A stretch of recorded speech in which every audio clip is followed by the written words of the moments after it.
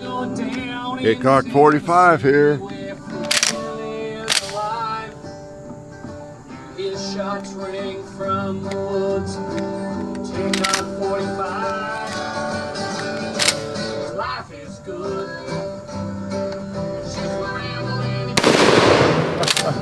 His comments here in Nashville neighborhood. They were raining. 12 gauge.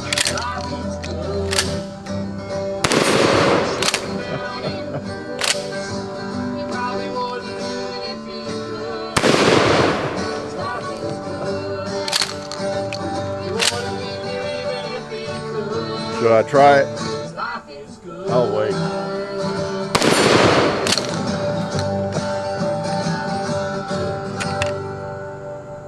Yes, Hickok 45 here, your internet shooting companion, coming to you from the beautiful hills of Tennessee, the home, Morgan Freeman, Chet Atkins, Sam Houston, all sorts of people, Jeff Quinn, can't forget Jeff. Yeah, beautiful place. Very leafy right now, and probably ticky. It's very wet and mosquito-y and everything else, but I'm out here. I'm a trooper, so I don't want to miss yakking at you and setting your life straight, right? Y'all need straightening out. Yeah, it's the other way around probably, but I need straightening out on the shotgun. So that's one reason I brought it out. I forgot where the safety was, the safety button. Did you notice that? A little bit of an excuse for that, and it brings up an interesting topic, I think, valuable topic, issue, possibly, right? So here we are. I've got the K1200 high standard out. Another reason I brought it out, which I'll talk about. They're all on that target. I was gonna take a shot and blow the center out of it. After last week, well, maybe not so quick. I don't know. All this stuff I shoot has so much blast, some of it does, that it just blows it totally off and out of the way. So I hope you had a good week, got a chance to shoot some, maybe clean your firearms, and we've had a great week of shooting, and some cool stuff. You might have seen some pictures we post on Instagram from videos we're doing. We do that, pretty often. The shotgun video, if you follow us on the real Hickok 45 on Instagram, then you might have seen that picture, that table full of shotguns, this being one of them. And that was a fun video. The last shotgun I'll ever sell. Wonder which one it was or is. You'll see. And so I had sort of cleaned it, but not that well, because I thought I might shoot some more. And I have another reason for bringing it out. And as well as this other little piece of hardware I brought out, the Model 13 Smith Wesson. John got me for Christmas, okay? We finally got around to doing a video on it. And so before cleaning it thoroughly, I did clean it a little bit before really cleaning it up. I wanted to shoot it some more. Okay, can I do that? Yep, I was in the mood to shoot both of these and had reason to do it. So here they are, and it's great. Well, let me go ahead and tell you. Anything else I need to make sure early on, but in the video, I said some dumb thing. Well, really one dumb thing over a couple of times at least, all right? And it's your responsibility when that video hits YouTube to explain to people, please, if you see somebody pointing out my ignorance, all right? I had in my head with all those shotguns, got all the models, everything, correct. I was trying to get my head together before doing a video on 12 different firearms, and so I don't misspeak too often. Our videos are uncut and all that. It's one continuous thrilling flow for 20 minutes or 20 more or 25 or more. Well, every time I got to this shotgun, I called it an Ithaca for some reason. I had the Ithaca Model 37 out there. I don't know why I got in my head this was an Ithaca. It's a high standard. I know it's a high standard. I knew that. It's just I was focusing more on the model number. I remember before we started, okay, K1200. I don't remember that because I don't really refer to that very often. as a K1200, but it's the Ithaca. You know, it's the Riot 8. It's the Riot shotgun. You know, it's the high standard, but it's the Riot shotgun. That's what's so funny, because I brought it out on a Sunday video several weeks back, shortly after I had bought it, I think. But I know it's a high standard. It was, I think, the first shotgun, pump shotgun, that I ever bought. You know, I bought this in a Winchester Model 1200 Defender, like right about the same time, and I had this one was first, I'm pretty sure, back in 73 or 4, along in there. Well, it was after, I think, seeing, I've confessed this already, seeing the, gosh, what's the movie with Steve McQueen? The Getaway, you know, The Getaway, and Ally McGraw. And I need one of those. And I don't think I knew what shotgun he had in there, but I ended up with the same one, you know. Ironically, there weren't maybe as many of these sorts of shotguns on the market, maybe at that time. I don't know. But I don't know, probably were. Anyway, I brought it out because I wanted to shoot it some more and then re-emphasize that mistake, calling it an Ithaca, through that video. All right, so help me out when we post that. I'll do a pinned comment. All right, you know, as I was saying last week, a week before, you know, you pin a comment or you put an explanation in the description, but a lot of people don't see that, of course. All right, so it just stands, and from 10 years from now, you know, there'll be people, that's not an Ithaca, you idiot, it's a high standard. I really like this shotgun. I do. It's great to have an excuse to bring it out and shoot it some more. And I mean, if I just had one shotgun, I'd be happy with just this one. Okay. And it was funny. There was a time when I had just one shotgun, and it was this one. In 70, like I say, 73, 74. So interesting. 12 gauge, hard to beat, isn't it? Hard to beat. I might load it up again. I didn't want to blast all my close stuff. I thought I'd shoot some slugs maybe. I don't remember how many slugs I fired to this thing, or how many, or how often. So, and the other thing, the safety. You know, my excuse for that is we had 12 shotguns on the table in this video. You know, whatever, 3 days ago, 4 days ago, whatever. And, you know, every one of them, they all have a different manual of arms. And that's something that all of us address occasionally, don't we? We have to be aware of. This reason, if I have a carry gun, it's probably a pull and shoot gun. Or whatever it is, it's probably pull and shoot. I like a 1911. I carry one occasionally, but I have to really reorient my brain for that. And with a shotgun, the manual of arms. In fact, after that video, I had about decided to make a different gun my first grab for a shotgun, at least. Bump in the night shotgun, and I almost switched over to the M4. And the more I thought about it, and keeping it in a safe mode and everything, and putting it into action, I thought, I'm not ready for it. I actually unloaded it, put the ammo back in one of my pump shotguns, the 590, and put it away. And yeah, I'm not ready for that. I'm not ready for that transition. My brain is oriented right now for a pump shotgun, and especially the 590. You know, thumb safety, you know, where the safety is and everything on that gun, and getting it into action. So I'm just not ready to make the switch.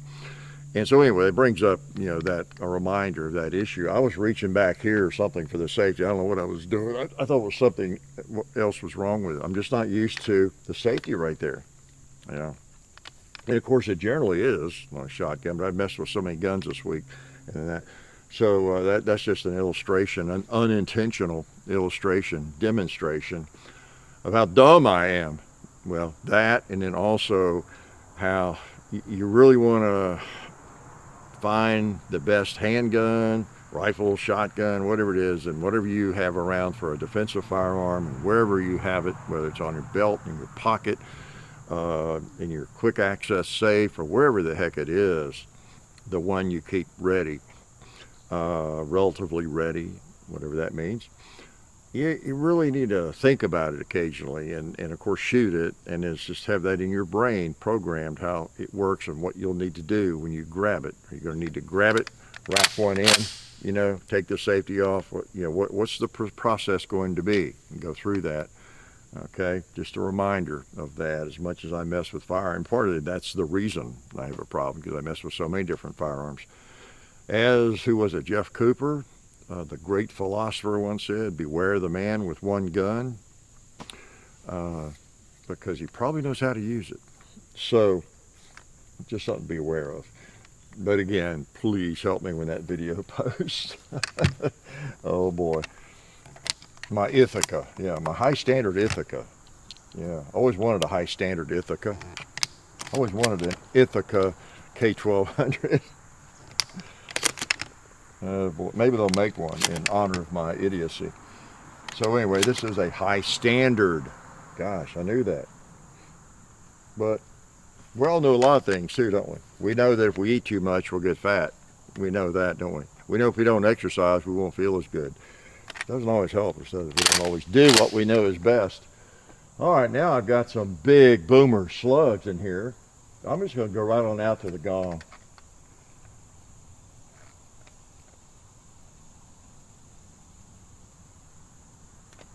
Y'all know where to hold? Where should I hold? Not there. Yeah, there.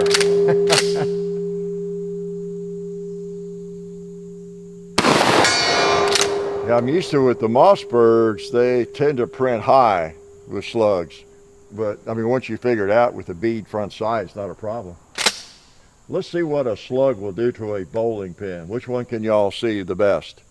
The white one? Okay, let's shoot it. Yeah, I took care of it, didn't it? How about that orange 2-liter above the red plate? Man, it slugged it. It really slugged it. I just have a thing for these old, as you see in that video, I've got a whole lineup of shotguns that look a little bit like this. Old wooden furniture, corn cob handle and all that. It's they're just cool, and they work. Yeah, they do. Called by any name, as my friend Bill said, a rose by any other name is still a rose. A good pump shotgun by any other name is still a great firearm. Whether you call it an Ithaca or a high standard or a Smith Wesson or a SIG or a high point, it's still a good shotgun, right? Doesn't matter what you call it. Oh man, that is a beauty. You all got a good look at it, I guess. I think in the thumbnail, just the character of that baby, and you'll see it really, really well in that video. All of them, close-ups. John's always good at giving nice close-ups of everything. And again, as I've talked about this one, if you're relatively new, I talked in, I guess it was a Sunday shoot around. That's right. This video has gotten some airtime, and we have not done a video on it yet, quote unquote, right? So we'll do a dedicated video to this shotgun and talk about some of that stuff. I forget sometimes, because I know I brought something out and showed y'all and shot it in a Sunday video, but it's a little more, informal, and I don't give you the history and all that. It's just something I wanted to shoot that day, whatever it is. And sometimes it's a firearm I have purchased recently, and we just haven't done a video on it yet. So you imagine that there's always a queue, there's a lineup of firearms that we've not done videos with that I own. I guess it's because I buy too many firearms, It's that addiction. It's that addiction, I confess. We'll shoot the revolver a little bit too. How's that? 357 Magnum. So, how you like my shirt? You know what I have, here I have a new sponsor. No. I have recently just discovered, well, not too recently, I guess last summer, I've always been in the market for good cargo shorts. Probably a lot of you all have too, or maybe you don't really care as long as they fit. Well, when you're such a tactical dude like I am, uh, pockets are important. I'm a pocket snob. The pocket's got to be right, but partly because I pocket carry a firearm often, and just like good pockets, deep pockets, and some of the cargo shorts you get for $19.95, they're fine. I've worn them a lot of my life, and but the pockets aren't very deep. Even the cargo pockets are a little bit lame, and different things. And some people don't need those pockets anyway, so it doesn't matter. But I'm always, when you see me shopping somewhere, I'm looking at cargo shorts. I'm always putting my hands in the pockets and the slash pockets, and front pockets, and in the cargo pockets, just checking them out. And I don't really use the back pockets. I learned when I was traveling a lot back in the 80s and driving a lot, flying and driving, but I sitting on my wallet, I think it caused my back to hurt sometimes when it shouldn't have, and different things. And I'd read something, they all know that men are advised, well, anybody, are advised not to have a wallet in their back pocket, if it's got any thickness to it. Whatever you're sitting on it, it puts your body out of kilter. I'm sure chiropractors would tell you that. So I sort of got out of the habit of that and just started carrying it in my front pocket. Well, if you're not using your back pockets for anything other than maybe a handkerchief or something thin, you're left with two pockets. Duh. Let's see, I got my keys, I got my wallet, might have a firearm, my phone, if I need to stick it in my pocket. You got some things that they don't need to be in a pocket with other stuff, right? You end up with all that, your change, coins. I usually have like ones or fives. I don't stick back in my wallet. They go in one of my pockets, and anything else like glasses, cleaners, and in one pocket. So, I have dedicated pockets. Hey, I've been around a while. I like to keep stuff semi-organized in my pockets, so I know where to reach. Well, so I've gotten spoiled by cargo pants, because guess what? You get a couple extra pockets, right? And so that's why those are important. A lot of people, I guess, think I like cargo pants, because I got one of those big cargo pockets for a firearm. I don't put that in a cargo pocket. It bothers me. Slap against your leg and all that kind of thing. Better access than a regular pocket. Okay, it's just my tip. Maybe others have a different experience. I do know a fellow who, I advised him against it. He confessed that he carried a Glock 23 hot, ready to go, without a holster, and a cargo pocket. You put it in, close it down. And I guess that's probably not the most dangerous thing a person could do, but and it fit. It's pretty cool. You got a Glock 23. That's like a 19. If you don't know, I mean, you got good capacity. You got a powerhouse in your pocket, ready to go. But I don't know about access, and I don't know. I like a pocket holster if I'm gonna have a gun in my pocket. And then I want to be able to just reach, pull it out, there it is. Okay. This happens to be the LCP Max in my pocket, as you saw right this week. So anyway, I'm always in search for the really, when I say best, I mean just designed the way I want, hopefully well made. But anyway, I tried the Duluth recently pants. It's been a year maybe or so. And I've gravitated towards it's called the Fire Hose. If you haven't tried them, no, they're not a sponsor. Fire Hose Flex, I think they're called. And I guess they're made in the USA, if that makes a difference. A lot of stuff is just cheaply thrown together overseas somewhere. Maybe some of theirs are, I don't know. But don't they advertise it's USA made? I don't know. I'm not an expert. If they were a sponsor, I'd know, right? I'd have it right.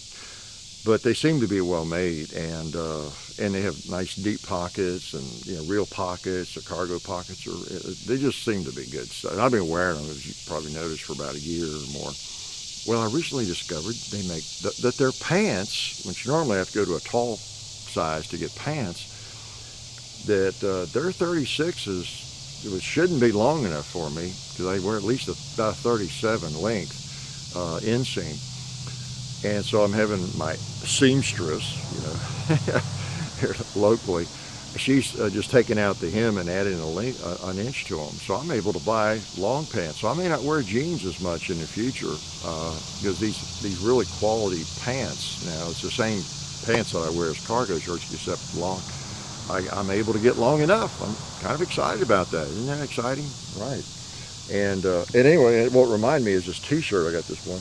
I've even tried their t-shirts. They got these t-shirts that they don't, I don't think they have what they call tall sizes, because Carhartt does. That's the thing you see me in so often are those tall size, t-shirts.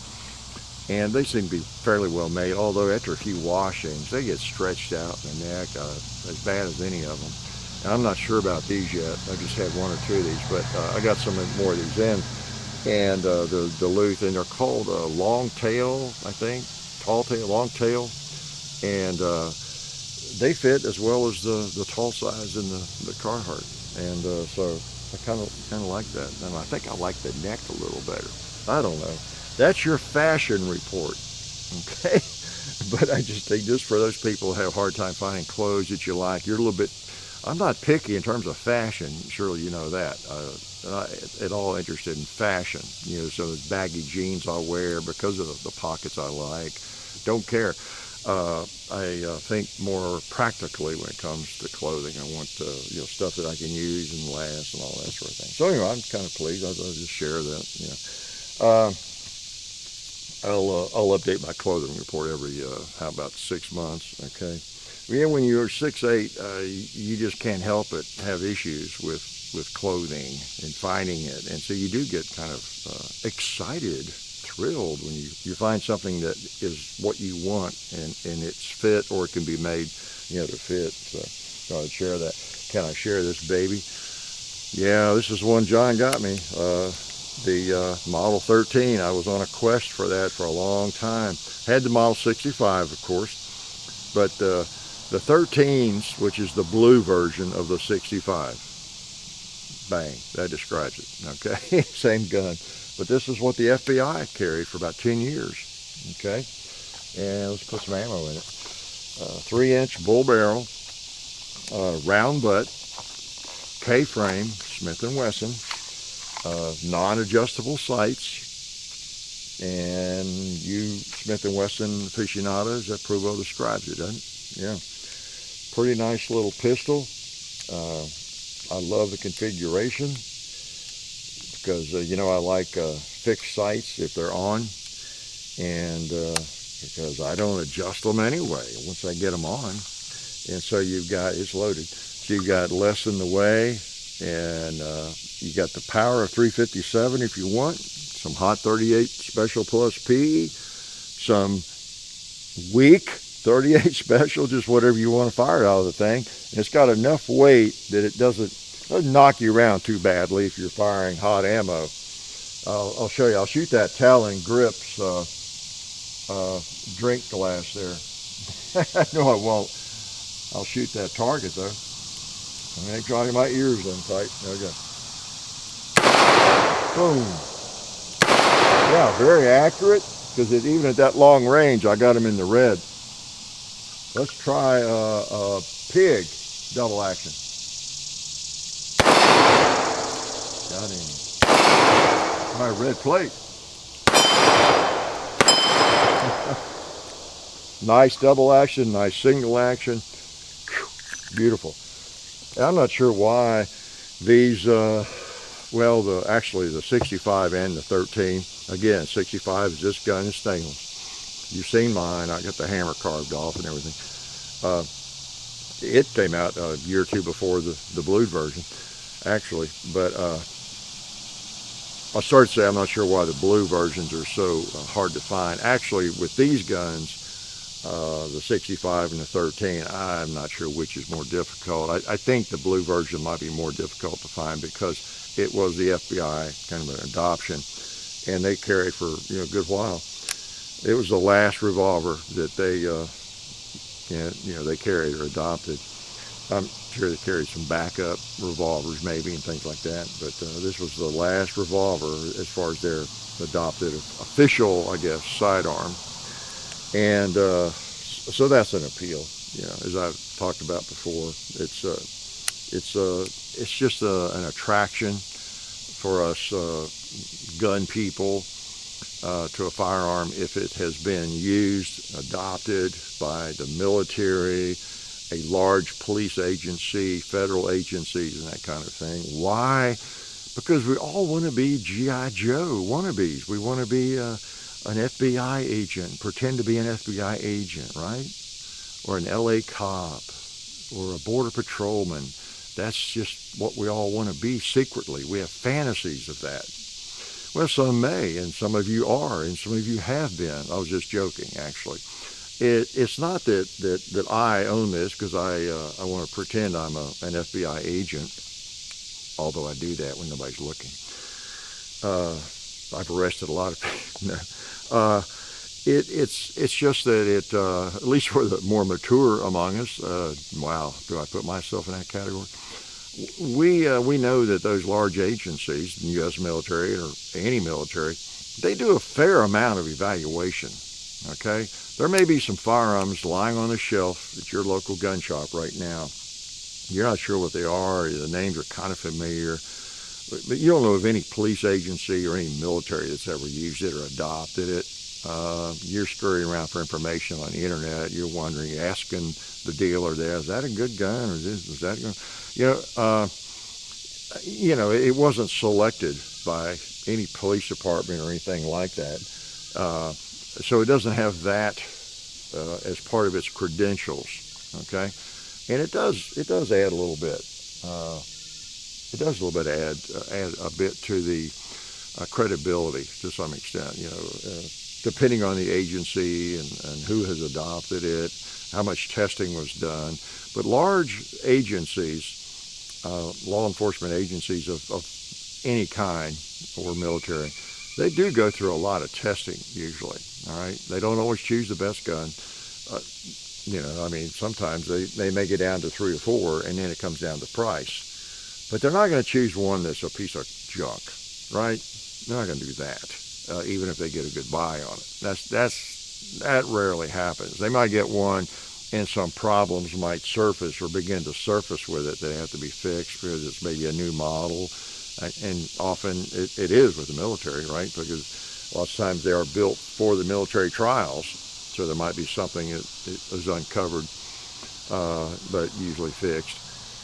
So you know what I'm saying, okay? So, but there is an appeal. There's an appeal, and it's understandable. It's just like the 1911. I mean, one of the appeals to that, they're just cool guns, but my gosh, the military, not just the fact they adopted it, of course, but that it was for so long. It was in use from 1911, about 85, 86. And then some units still use them, like up to 10, 15, 20 years after that. Some elite units. I don't know that anybody is using it now in the military, probably somewhere, okay?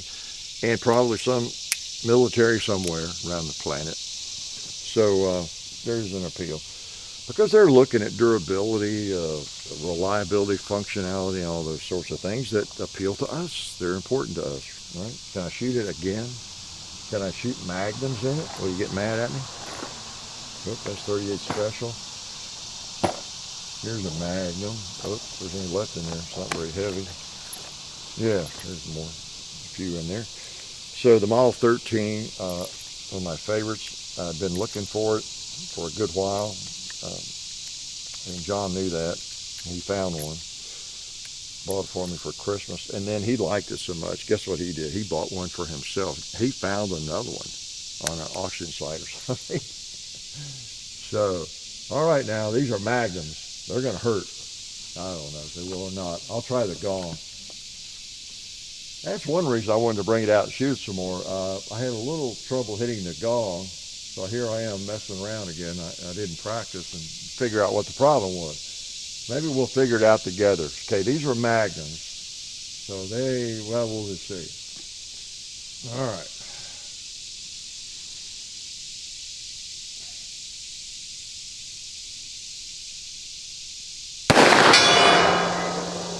Okay, I held up a little more on that than I was the other day, so that popped it.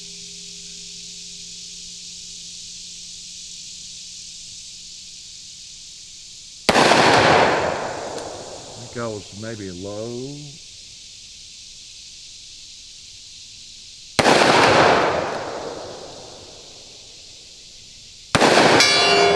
Yeah, okay. That fourth one, I was up a little bit higher too. So I think I know where to hold now. That's good. With Magnums. Got to remember that. Don't let me forget. I mean, it is 80 yards, so it doesn't matter if there's a little difference. Let me shoot something closer. I'm going to hold right in the cowboy's chest if I can. Okay. Popping about where I thought it would. Try that plate there. You notice it hits pretty hard. Is that empty? I think it is, right? Yeah. So you have the option of Magnums. I can feel a little sting, but not too dramatic. Nothing that would matter if I were in combat. Although most of the agents, as I understand, they continued carrying 38 Special plus P, even when they went to this from the Model 10. Much more controllable. Generally, you got to get the job done, and you know that's the thing with small guns. I had someone wrote me on Facebook or somewhere recently, asked about that. Had a what was it? Oh, it was the Hellcat, and they'd gone from a 22 small pistol, some kind, to the Hellcat 9mm, and we're asking about the recoil and what they could do about that and all this sort of thing. And you know, if you're used to shooting a 22 and you go to a 9mm, you know, and those micro compacts are small, lighter guns, right? Smaller than like a Glock 19 size firearm or whatever. So you're going to get a little, even with 9mm, you're going to get a little bit of little snappiness, you know.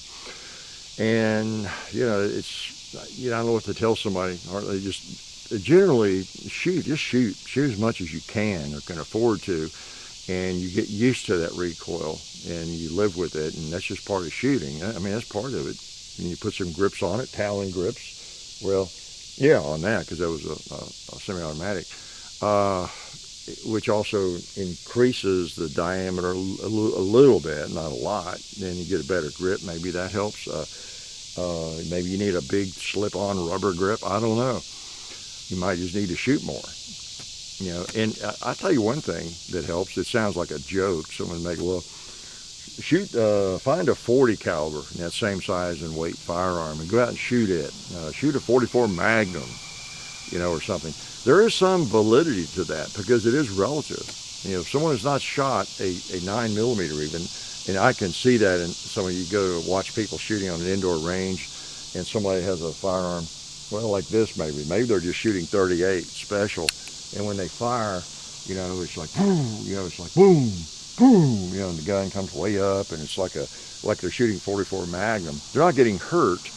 It's just they're not really experienced yet much in shooting, and so even a 38 with a fairly heavy gun, they're just not used to that recoil. They don't have maybe a good grip on it, and it just boom, it just really moves around a lot on them. 9mm can be the same way if it's a small one. And even though to all of us experienced, wise old shooters, right, like a lot of you, and maybe me, we think of a 9 as well, it's not going to be much recoil, almost in any size gun, but because we've shot a lot of bigger stuff and we're used to it, and you know, by comparison, doesn't seem to recoil much. It could recoil in our hand even almost the same amount, but you know, shooter A, shooter B. Shooter B is a lot more experienced in shooting, shoots a lot of different calibers. Shooter A is just brand new to centerfire handguns, and they're shooting a 9mm Hellcat or whatever. Well, maybe they both control them about the same. You know, it's not like one of them's going way up in the air like it's a 44 or something.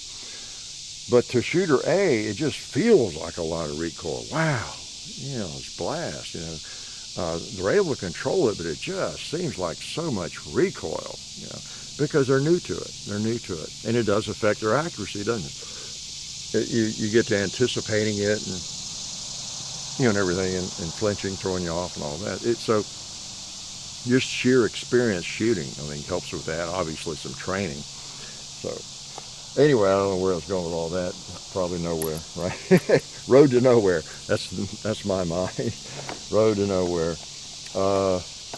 Yeah, gosh, I was had tickets, well, for about a year and a half, I guess. We've had tickets to go see Gutfeld. Is coming to Nashville this Sunday, today, as you're seeing this. And I got an email this week. It was funny. I must have some kind of telepathy going on in my brain. I could probably, if I work at it, know what you all are thinking, right? Yeah, that's pretty easy. You think this guy's pretty dumb that I'm watching. But I was literally in the shower the other day, and it occurred to me, I was reminded, okay, on Sunday we're going to see Gutfeld. It'd be good. And I think Tom, I can't think of his last name. The guy's on the show with him, and that'll be great. It hit me. You know what? People are getting crazier and crazier. I might need to call the Tennessee Performing Arts Center, TPAC, TPAC in Nashville. Make sure they're going to allow breathing. I said, I ain't not going into Nashville if I can't breathe. I'm going to sit for 2-3 hours. As much as I love little Greg Gutfeld, or I shouldn't have said little, Greg Gutfeld, okay? I don't make fun of people or talk about people's size. I'm 6'8". But anyway, I got out of the shower, went to my computer, and I was going to, look around on it. It was late at night, and I was going to call it. I'll be darned if there wasn't an email. I had one new email from that last whatever hour. It was from the TPAC, concert people, whatever. And in that, it indicated that you'd have to wear a face covering. And I thought, oh my gosh, are you kidding me? You kidding me? So anyway, I canceled, got my money back. So I'll just have to watch him on TV. So I was a little disappointed in that, but the world is getting a little crazy, and whether you've had the dose in your arm or not, and so just have to let everybody makes their own decisions, on everything, and that's my decision. So that's part of life. Part of life. I had a comment I wrote down here too. Can I shoot the shotgun again? I was watching the news, and a lady interviewed New York, Brooklyn, and her son had been murdered, shot, and sad, but she made the comment, there's just too many guns out there. I think the news person probably asked, well, what do you think the problem is? There's too many guns out there. Well, I always grant leniency, or take with a grain of salt and don't get upset, I don't get upset over much, but I definitely don't get upset over what a grieving mother, a grieving person has to say, right? We all have sympathy with anybody that's going through a really tough time, a serious loss. Things they say, people they blame or whatever, they might have said the same thing if they have their wits about them. But then again, they may not. It just changes you when you have some crazy loss like that. It's like a reform smoker or there have been a lot of famous people that have become leaders in the gun control movement because they've lost a loved one to gunfire. And so it's just so easy to blame the firearms, and it gives them a cause and a way to deal with the loss and all that. So it just happens. Now, I'm not saying that about this lady. She was just kind of talking off the top of her head, but again, it's just a reminder. She said there's too many guns out there, and for new people especially, to the sport, to the endeavor, if there's too many guns out there, if that's the problem, then that's always been the problem. There's too many guns out there. That's why so many people are getting shot, in New York or in Chicago right now. Well, my guess is there might be per capita in the little town I live in, the county I live in, per person, there's probably more guns here than in Brooklyn. Yeah. Your town in Texas or wherever you are, there may be more guns. There may be more people walking the streets, driving the streets with a gun. Probably are, right? Than in Brooklyn, New York, wherever, Chicago, South Chicago. I know a lot of people have firearms everywhere, but I would put my county population up against about anybody. I bet you there are too many guns out there in the county where I live, right? You could say the same thing. But for some strange reason, we're not all shooting each other. Yeah, hardly anybody. There are shootings anywhere, of course, or killings, murders. As we know, it's not the gun. So it's what she means. There are too many crazies out there. There are too many violent people out there. There are too many criminals out there. That kind of thing, right? It gets back to what I talked about before. Illegal guns. Is there such a thing? Can a gun be illegal? Like, can a child be illegitimate? A gun, a person who is not legal to own a gun might have one. So this gun is not going to be illegal inherently. Now, if someone somehow gets hold of it and they're a felon, they've got a record, they're not allowed to own a gun, they are owning it illegally, right? They're owning it illegal, but the gun's not illegal, right? So anyway, you have to have sympathy for people who've had those losses, man. But it's still, there's not too many guns out there. There's people that, we wish maybe they didn't have a gun because they have violence on their minds. They have crime on their minds. And there's 450 million guns, so they'll get a gun if they want it, right? They'll get a baseball bat, they'll get a club, they'll beat somebody to death, and we're seeing a lot of that happening. So it's the people being violent. I've had a lot of guns in my life. I've got a lot of guns right now. You could say I have too many guns, right? But none of them have hurt anybody since I've owned them. Oh, I'm glad to do that. All right, I'm going to take a chance. And what do you think? Is it going to blow that target stand over? No, it went right through it. Blew the red out. Blow a little bit more of it out. What a nice hole right there. Oh boy. Oh, there's a 2-liter that's not been addressed. Can you see it? Boom, blew the top off of it. You know what? I've got a couple left. That cowboy has had it too easy.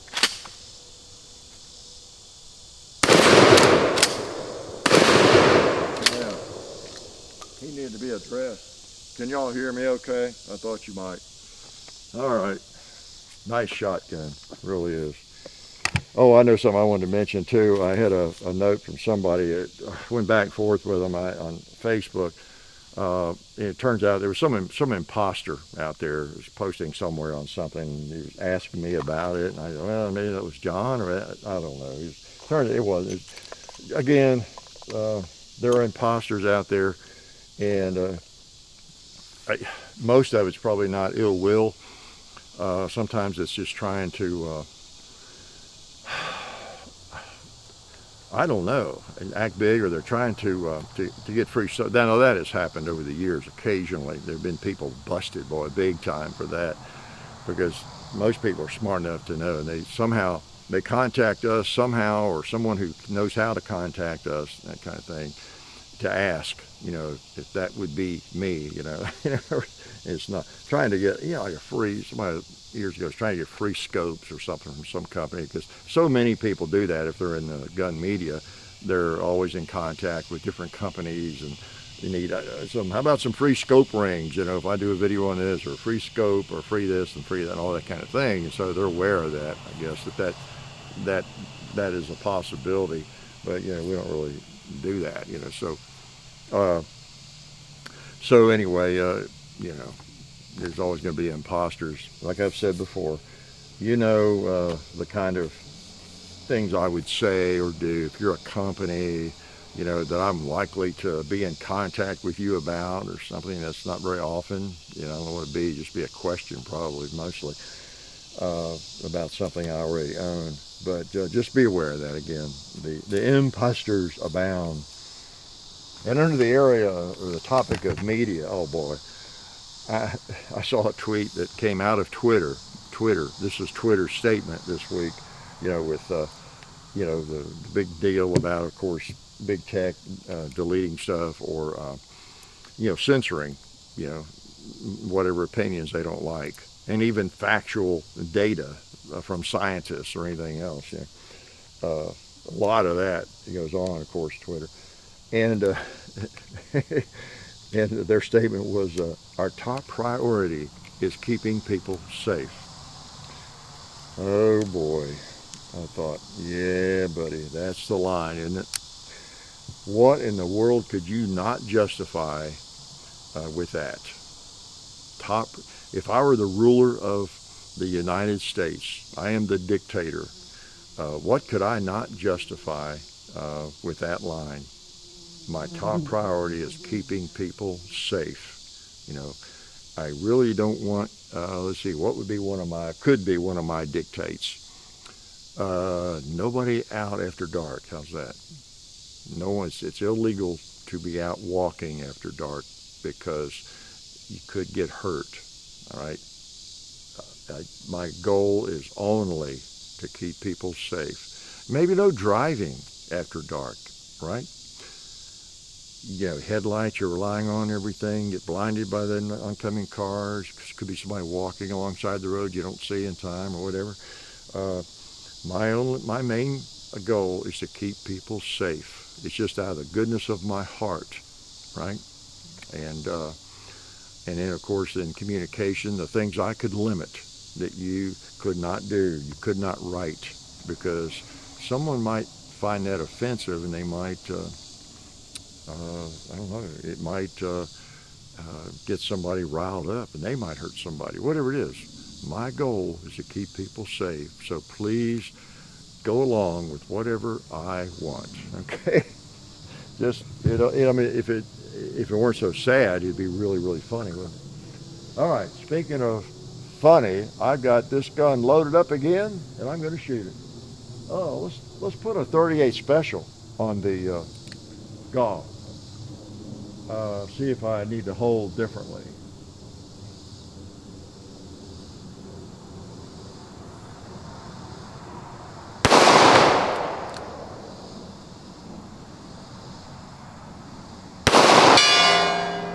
Okay, about the same. I guess when I brought it up towards the top,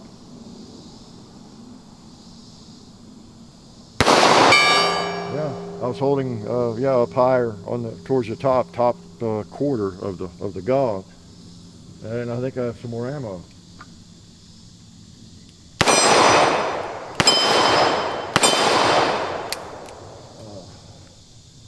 And of course, that's not an exact science. When I say, I stand here with a 3-inch barrel handgun with sights that I've just painted so I can see them better, shooting at that 80-yard gong. And I said, now where do I need to hold? Well, you know, there's a lot that goes into that, right? You think you're holding, like maybe this far down on the gong, or you think you're holding, you know, there, but how precise, you know, can you guarantee that your sight picture is, you know? But that's where I'm trying to hold. And I can see the sights pretty clearly and hold steady enough. You know, you take several shots usually to confirm, you know, that you can't just. I couldn't hand this gun to somebody that doesn't shoot much and tell them where to hold to hit the gong, and they go up and they miss it. And they think they were holding right where I told them to hold. Well, I'm not going to say, oh, that's crazy, because man, it hits there for me. I don't understand. That gun must be very erratic, and inconsistent or something, or throwing bullets. I don't know what's going on. Something wrong with the gun. Well, if the person hadn't shot much, they think they were holding there.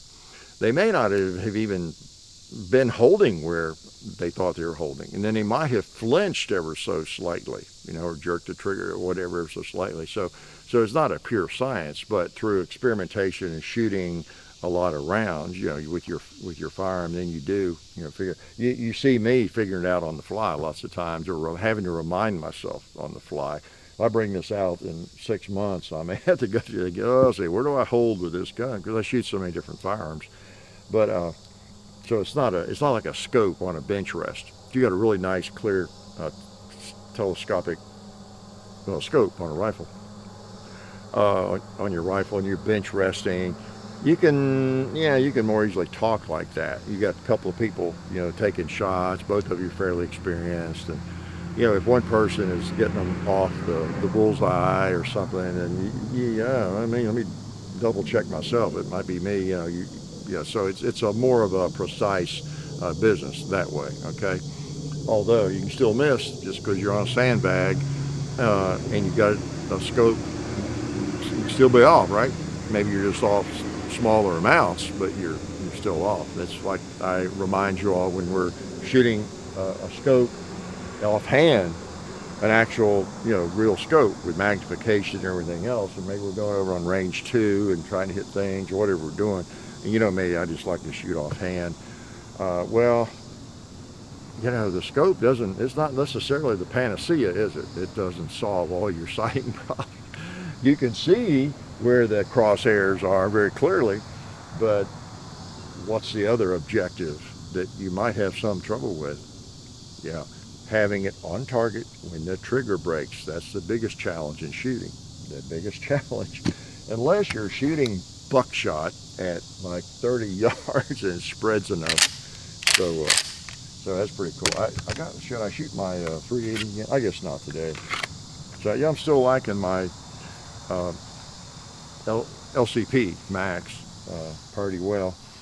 It's and it's true, as someone's pointed out. Why don't you just carry the P365 or whatever else? It'll fit, and then anywhere that will, all that sort of thing. Again, it's just sometimes it's nice to have something that's so light. It's like putting your cell phone in your pocket, literally, that you don't know you have. You add just a couple of ounces or 4 or 5 ounces, and it's just different.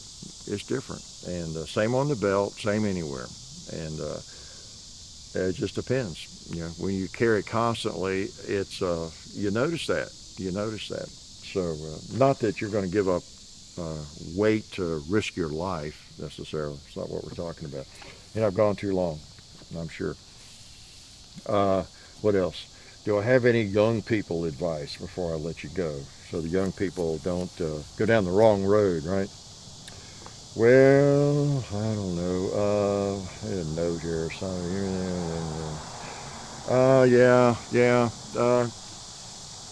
My advice to young people, to all of us really, try not to, maybe you're a really good student. You're really sharp. You get academic awards a lot. Try not to let that go to your head, and try not to get tranquilized by the trivial, was it Kierkegaard said that? That was his phrase, I think, tranquilized by the trivial. Because sometimes we get so caught up. Maybe you're a computer programmer, maybe you're a scientist, you're a doctor, you're whatever in the medical field, where you're a mathematician, where your focus is real stuff, numbers and lots of data, factual kinds of things, and you're good at that, and you get it all lined up, and you like that, and you just are really good with just factual information and figuring out math problems, whatever it might be. But bear in mind that all that's cool, and I wish I had that capability, like a photographic memory. I've always thought, well, wouldn't that be just wonderful, or better at math, whatever. But that would be so cool, make life so much simpler, and open up a lot of careers, in fact. But I also think, though, that some people do get kind of tranquilized by the trivial, and that different meanings to that phrase. But my meaning there is or we get too caught up in it, in the woods, in the weeds with all that stuff, and we forget to some of the maybe the important things. Here you got someone, for example, you got somebody who's just a genius, someone's really smart, even smarter than me, if you can imagine that. Try to imagine that. And they may be the best neurosurgeon, in the state, or whatever. But they've never really, they don't seem to have any thoughts about just the philosophy of living and about liberty, the Constitution. To me, some of that is, I'm not impressed with somebody who can recite, the phone book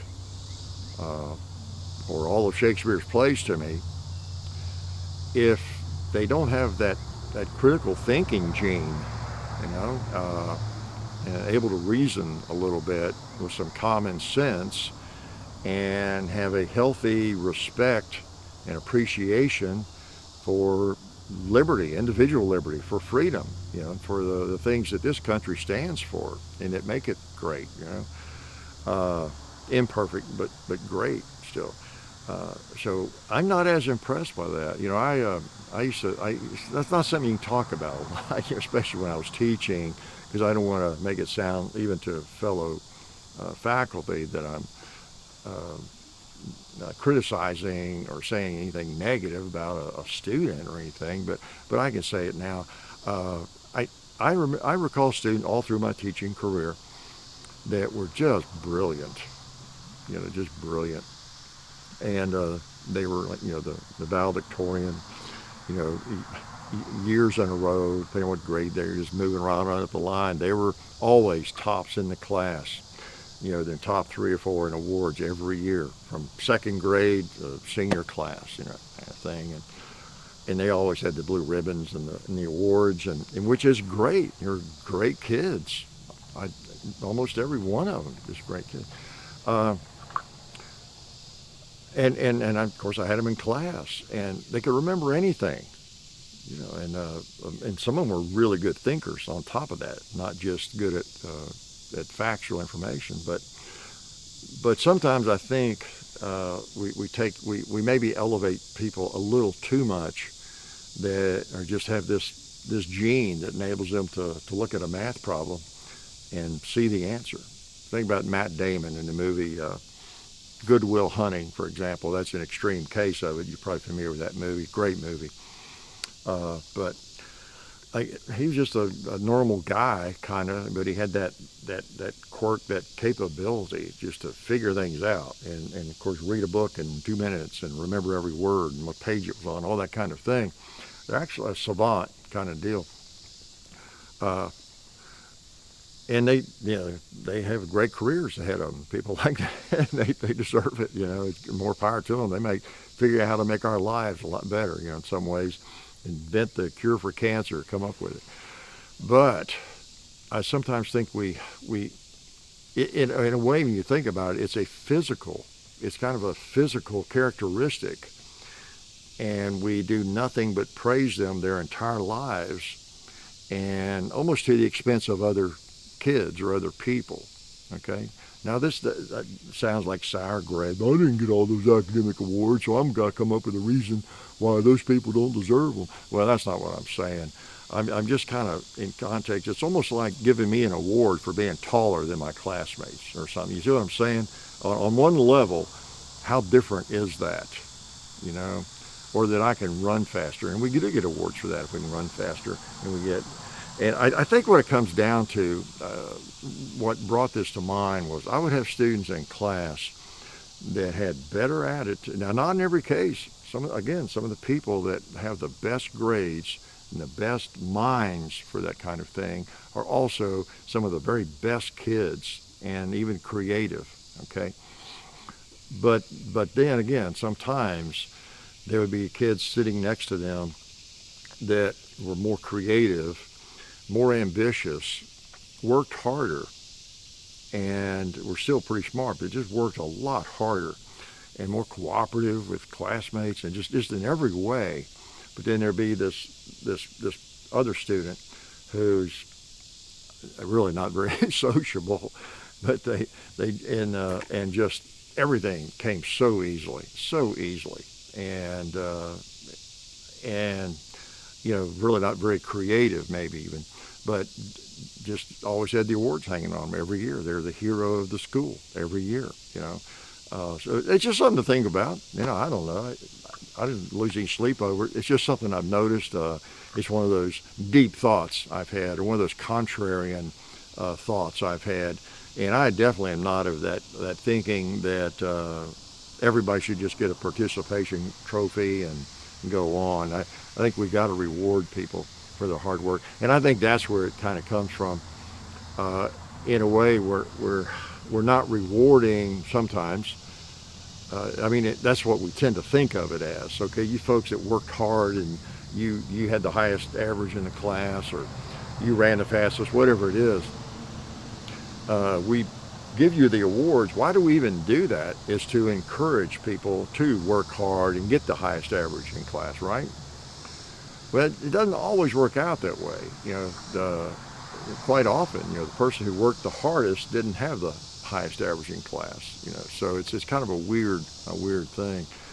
And I know in one place where I taught that it became a little bit of an issue because these awards were given every grade level, every class for the highest average or the best student. I've got how we phrased it, different things, and teachers were given for a period of time the ability to give the awards based on like the top literature student or the top geometry student, whatever it was, and it wasn't based strictly on their average. It was based on all those things I've talked about. Person that worked the hardest or made the most progress that year, or they just they lived and breathed it, but they didn't quite have the highest average in class, and teachers were actually able to present it to whomever, and in an ideal world, maybe that's the best way to do it. But then again, you have also the teacher's pet element there that could get into it. Even on a small level, not just on the level. Well, that person is just more sociable. I'm going to give it to him or her. So you got all that can go into it. You could have someone that wanted to give it to a guy instead of a girl, or a girl instead of a guy. You got all the biases that could be in it. I think one year maybe some parent thought that was going on or accused that. Anyway, to make life simpler, the school where I was at that time went to just the average. Nothing else could be considered. The average. And so they sort of went in the other direction, and that solved a lot of problems. But then again, you have situations like I was describing. So, and again, I probably have offended somebody. I didn't lose any sleep over that. It didn't even occur to me really until kind of the later years I was teaching, when I would see, I would just see some people having that highest average or getting lauded so heavily and so often. Most of whom, great, highly deserving, of course, and occasionally there'd be one you think,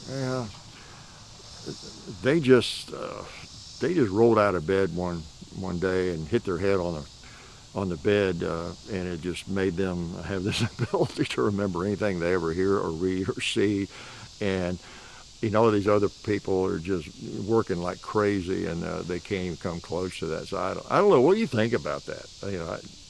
I'm really kind of in a gray area on it. I don't know. Maybe we shouldn't. Maybe there is some validity in the award. Just have effort awards. Maybe that would be the answer. But then again, that's subjective, right? Students, they're the best at conning their teachers. They might get that award. But anyway, just something to think about. I don't know. And I don't even know how I got off on all that. Oh, I know how I did. I was talking about the getting loaded with facts and having a brain full of stuff and being able to impress everybody you meet with how much you know about something. But to me, I am impressed. I envy those folks, but I am more impressed with folks who are critical thinkers and who can see the big picture and have a deep respect for my liberty, my individual liberty, that kind of thing. So anyway, that's just me. And I guess that's about all I was going to talk about. I yacked for too long. I apologize. I'm going to shoot one of these guns one more time before you all leave, before I run you off. Okay?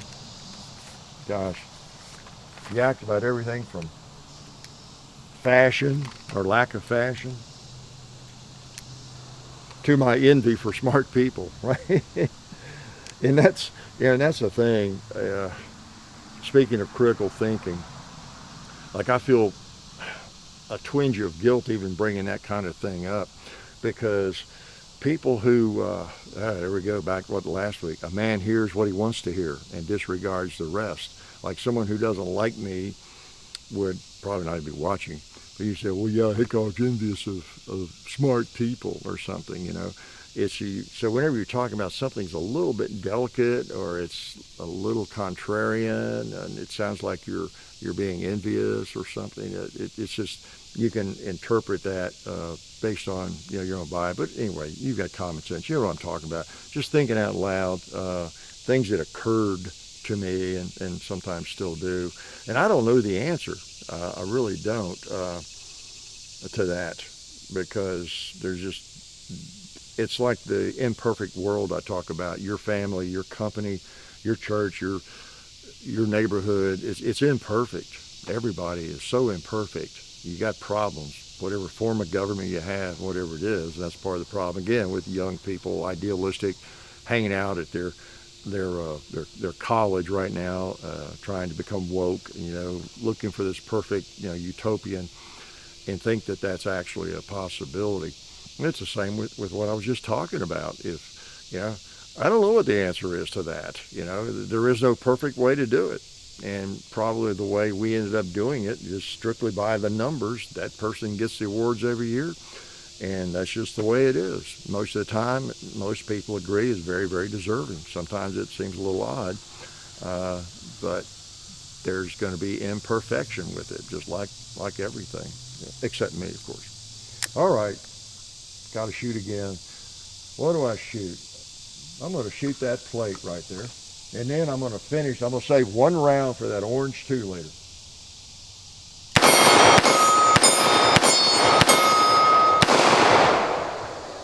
Oh, I meant the other one behind it. Yeah, I actually pulled just a hair left, and I shot the one down there behind it, if you saw that.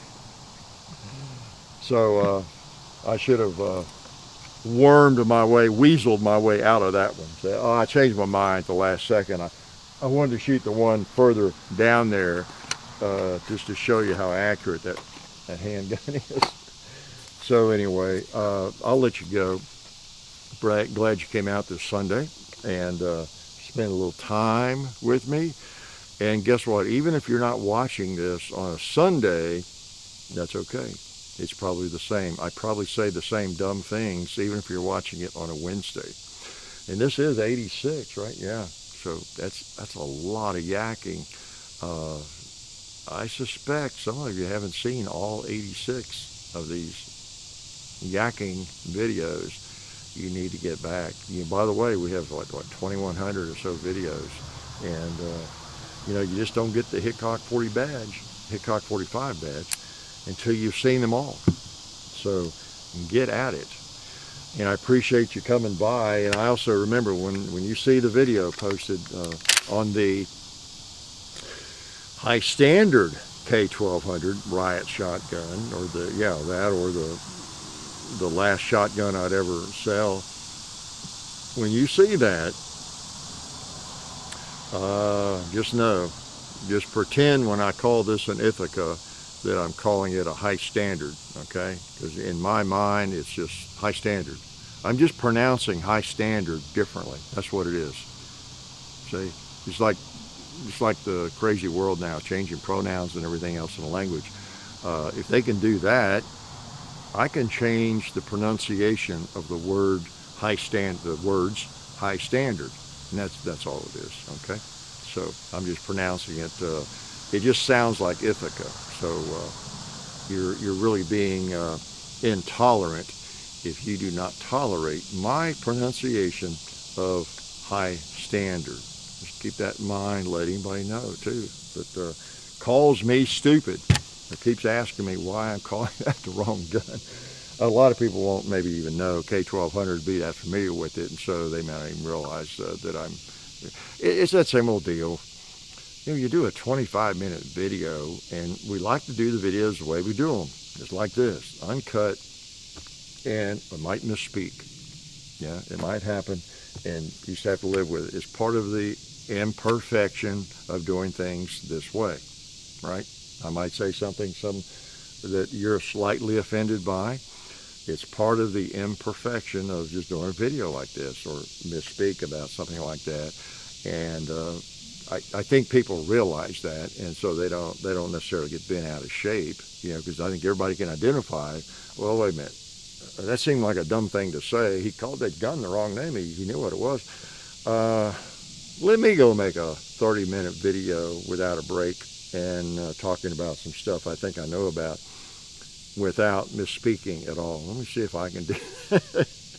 And generally you can do it. It's just that you have many more opportunities, right? And when you know you're not going to edit. So anyway, that's about all I got to say about that, right?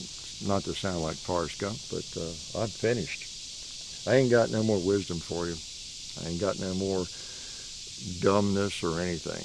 So appreciate y'all watching and coming out and surviving the heat and the ticks and the humidity. It'll be getting better as we move a little further into the fall. We'll have some beautiful weather. You'll get to see these trees. I guess they change every year, so I'm assuming they're going to change this year too. Yeah, so they probably will, even though it's a weird time. I think that the totalitarians that are trying to rule us these days, I don't think they're able to control everything. I do believe these trees, as the months progress, will begin to change colors, and probably the temperatures will come down. The leaves will actually fall off. We'll see, okay, coming in the months ahead. So I'm rambling. I'm going to shut up. Life is good.